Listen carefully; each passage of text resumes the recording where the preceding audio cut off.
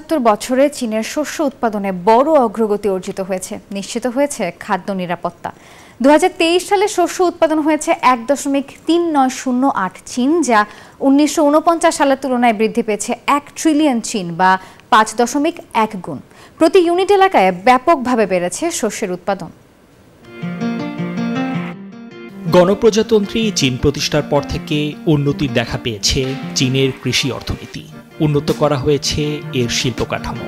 গেল বছর চীনের কৃষি, বনজ, পশুপালন এবং মৎস্যের মোট আউটপুট মূল্য ছিল ১৫,৮৫০.৭ বিলিয়ন ইউয়ান, যা ১৯৫২ সালের ৪৬.১ বিলিয়ন ইউয়ান থেকে ১৫,৮০৪.৬ বিলিয়ন ইউয়ানে বেড়েছে। বিশ্বমানের থার্মিক্স রড, সালাম স্টিল থার্মিক্স, দেশের একমাত্র থার্মিক্স রড। কৃষি উৎপাদন পদ্ধতির রূপান্তরের সাথে সাথে দেশটির কৃষি উৎপাদন চাষাবাদকে প্রধান শিল্প হিসেবে একটি উচ্চ একক কাঠামো থেকে কৃষি, বনজ, পশুপালন ও মৎস্যের ব্যাপক, বহুমুখী ও সমন্বিত উন্নয়নে একটি ঐতিহাসিক রূপান্তর বাস্তবায়ন করেছে। ত্বরান্বিত হয়েছে খাদ্য সরবরাহের বৈচিত্র্যকরণ ব্যবস্থার নির্মাণ।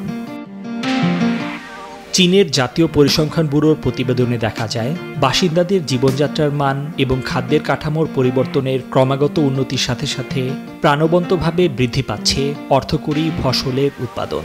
চীনের কমিউনিস্ট পার্টির ১৮তম জাতীয় কংগ্রেসের পর দ্রুততর হয়েছে দেশটির পশুপালন শিল্পের আধুনিকরণ এবং স্কেল আপ প্রক্রিয়াও। ব্যাপক উৎপাদন ক্ষমতা আরও উন্নত হয়েছে। বহু বছর ধরে বিশ্বের শীর্ষে রয়েছে মাংস, ডিম ও দুধের উৎপাদন।